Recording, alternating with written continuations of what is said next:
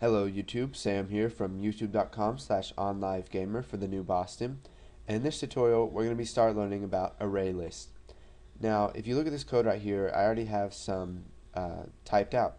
Now if you remember, this is from one of the previous tutorials where we learned about structures and read-only properties. And if you don't know what those are, go ahead and move back and watch the videos about those. You don't have to if you don't want to, but I would recommend it before moving on to this tutorial. So you can see here's our program, and you remember that when we clicked list customer, it lists their full name, their first name, their last name, and their email. Now we want to make a lot of customers, and we want to store these in an array, but we don't know exactly how many there are going to be added. So what we can do is use what's called an array list. Now an array list is similar to an array, but it can hold any data type. So you could have an array list and store a string in it, an integer in it. You can store double. You can store all different data types inside of an array list, and you can also it has no bounds, so you can just keep adding stuff to it, and you're not going to run out of space. You're not going to have to redeclare it or anything like that. It's also known as a type of collections. So what we're going to do is we're going to come over here to our code, and we're going to come up to the top here, and let's just do it before our structure, and we're going to declare a private variable or a private array list. So what we're going to do is we're going to call it private my customers as new array list. Now when you use the new keyword, it means you are making an object of the array list. So now what we're going to do is we are going to create a sub that will add customers to our array list. So what we're going to do is we're going to come down here right before these private fields, and we'll go ahead and type private sub add customer. And for our parameters, we're going to use first name, last name, and email. So we'll by val first name as string, by val last name as string, and then we'll do their email as string. So by val email as string. So when the developer or you calls add customer, it's going to take three arguments: their first name, their last name, and their string. So then what we're going to do is we are going to make an object of our customer structure. And now whenever add customer is called, it makes a new object of it, and it's independent of this structure itself. So we will just declare, so dim object new customer as customer. So when we create this new customer right here, this can only be used inside of this sub right here. So when this sub is called, it's created, and then after that it's no longer used.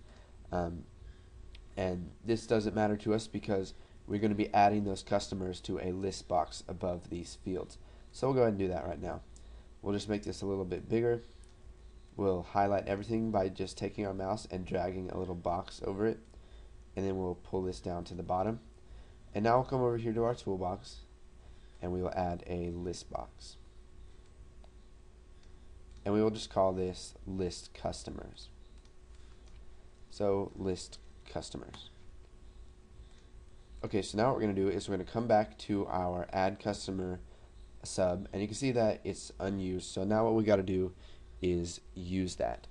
So we're just going to fill in all of the fields that we need to. So when we create a customer structure, we will have access to first name, last name, and email, and they will be stored in object new customer. So we'll just type object new customer dot first name equals, and then we're going to use the first name that you have passed to this sub. So we'll just do first name, and then we'll do that for the last name equals last name, and object new customer dot email equals email. Now what we have to do is, since we've created our new customer, we're going to add that to our array list of my customers so that we can access it later on, and we'll just store a bunch of customers in one array list. So we'll just type object customer dot add, or not object customer, sorry about that. We want my customers dot add, and it says adds an object to the end of the systems.collections.arraylist. So whenever you add any item to your array list of any data type you want, it'll just go ahead and add it after the last item that you've added in there. And since there's nothing in there, this is going to be the first thing inside of it. So we'll just add object new customer. And then once we leave this sub, object new customer is going to be gone. So whenever we run this sub, it uses it and then it's gone, and then if we call it again, object new customer is going to be something completely different. So now what we need to do is we need to add that customer to the list. So list customers dot items dot add, and we will just add object new customer. So we're going to come down here to our button one click event, and let's just remove what we have created so far. So we're no longer going to need that. So what we're going to do is we're going to create some customers here, or add customer. So we'll just type add customer, and we'll do first name Sam, last name let's just do hello, and let's just do sam.hello@programmer.com, and we'll create a couple more customers. So add customer John, or John Roberts, and we'll just do roberts.john@programmer.com, and we'll just add one more to our list. So add customer, let's just do Rachel Smith, and then Smith dot, or we need to make that a string, so Smith dot Rachel@programmer.com. Okay, so now we have called add customer 3 times whenever the user clicks button 1 or list customer. So it will go ahead and create those customers, add them to the list, and then add them to our array list here so that we can access them after that. So if we go ahead and run this, you can see we've got form 1 right here. If we click list customer, you can see that it's not exactly what we wanted. It gives us structures.form1 plus customer.